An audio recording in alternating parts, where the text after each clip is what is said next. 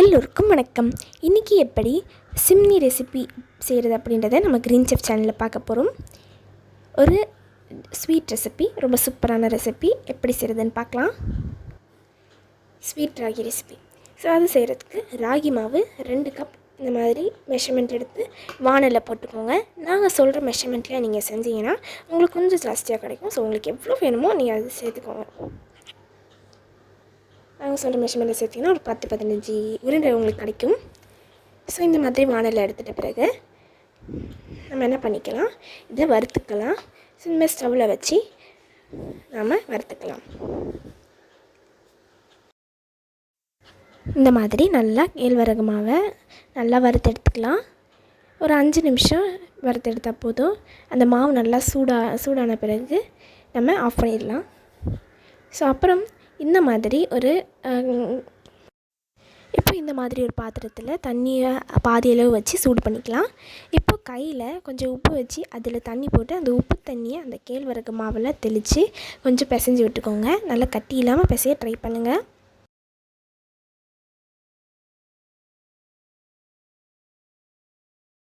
நல்லா தண்ணி ஊற்றி பிசைஞ்சிக்கோங்க.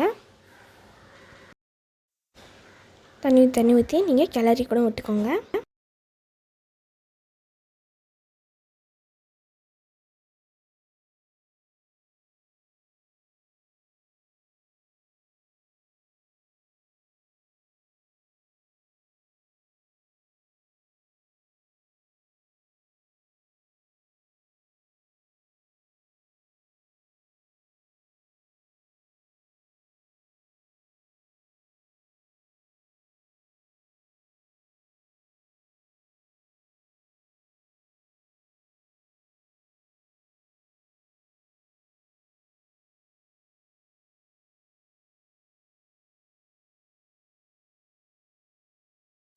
நல்லா கட்டி இல்லாமல் வர்றதுக்கு அந்த கேரட் சீவுறதில் நீங்கள் இந்த மாதிரி பண்ணிக்கலாம். அப்போ அது கட்டி இல்லாமல் கொஞ்சம் கிடைக்கும். அப்படியே போட்டால் கூட ஒன்றும் தப்பில்லை. ஆனால் இப்படி போட்டால் கொஞ்சம் கட்டியெல்லாம் வந்துட்டு கொஞ்சம் கம்மியாக இருக்கும்.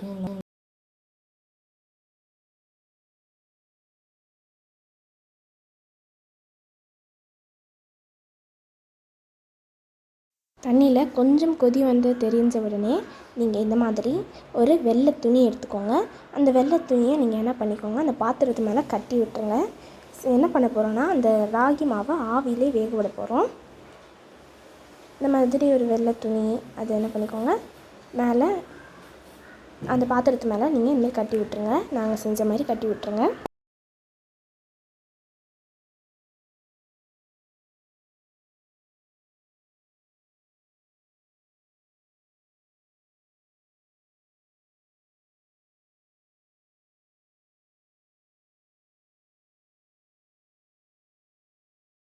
கட்டி விட்ட துணி வந்துட்டு அந்த தண்ணியை தொடாத வரை நீங்கள் கட்டி விட்டுருங்க. அப்போ அந்த தண்ணி கொஞ்சமாக தான் நீங்கள் ஊற்றிக்கணும். தண்ணிலாம் தெளித்து நம்ம ரெடி பண்ணி வச்சுருக்க அந்த ராகி மாவை அந்த துணி மேலே நம்ம போட்டுடலாம். நல்லா ஆவியிலே வேகிறதுக்கு எல்லா ராகி மாவையும் போட்டுடலாம்.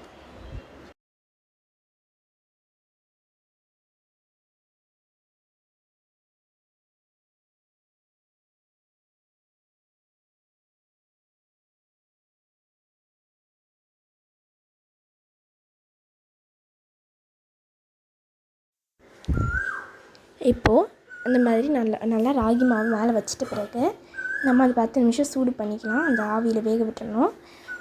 அதுக்கு நம்ம மேலே திரும்பியும் அந்த மாதிரி ஒரு வெள்ளை துணியை போட்டு நம்ம மேலே வச்சிடலாம். இந்த மாதிரி ஒரு துணியை போட்டுருங்க.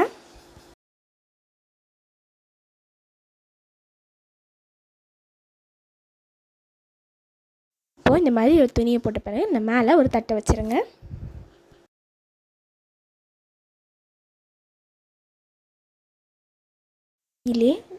நல்லா ஆவியிலே இந்த கேழ்வரகு மாவு நல்லா வேகட்டும். ஒரு 10 நிமிஷம் கழித்து நம்ம திறந்துக்கலாம். இப்போது வெல்லத்தை எடுத்துட்டு நல்லா தூளாக்கி துருவி எடுத்துடலாம்.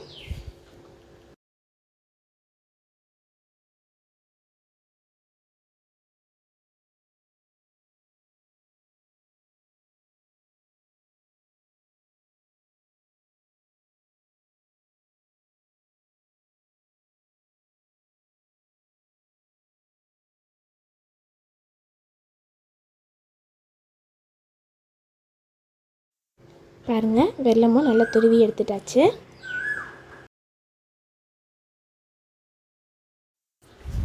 இப்போது நம்ம இந்த மாதிரி ஒரு மிக்ஸி ஜாரில் நம்ம போட்டு அரைச்சி எடுத்துடலாம். வறுத்த வேர்க்கடலை, நல்லா வறுத்து தோலெல்லாம் எடுத்து அந்த வேர்க்கடலையை நம்ம கொஞ்சமாக போட்டு அரைச்சி எடுத்துடலாம்.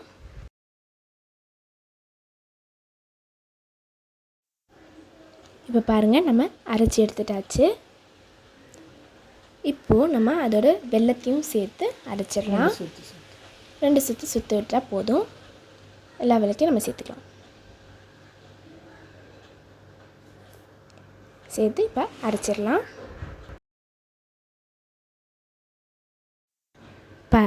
பாருங்கள், எவ்வளோ சூப்பராக நம்ம அரைச்சி எடுத்தாச்சுன்ட்டு.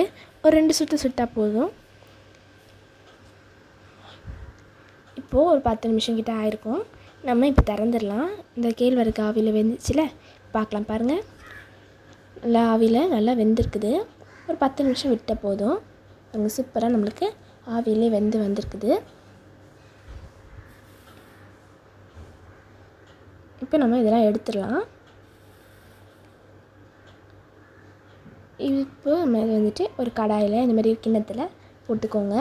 இந்த வேக வச்ச அந்த ஆவியிலே வெந்த ராகி மாவை நம்ம இந்த மாதிரி போட்டுடலாம்.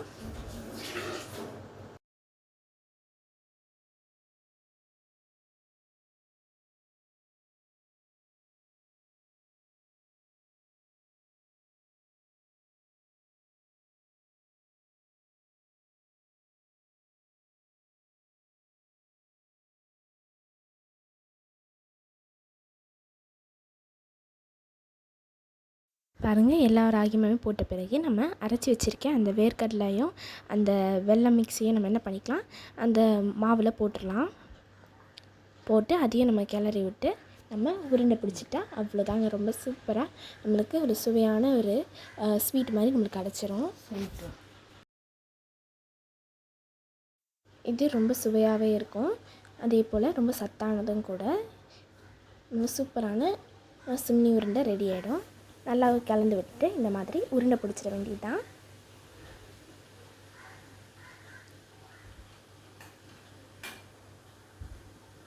பாருங்கள், சூப்பராக நமக்கு ரெடி ஆகிடுச்சு. ரொம்ப டேஸ்டியாகவும் இருக்கும். நீங்களும் இதை உங்கள் வீட்டில் ட்ரை பண்ணி பாருங்கள். இந்த வீடியோ பிடிச்சிருந்தா லைக் பண்ணுங்கள், ஷேர் பண்ணுங்கள், சப்ஸ்கிரைப் பண்ணுங்கள். தேங்க்யூ.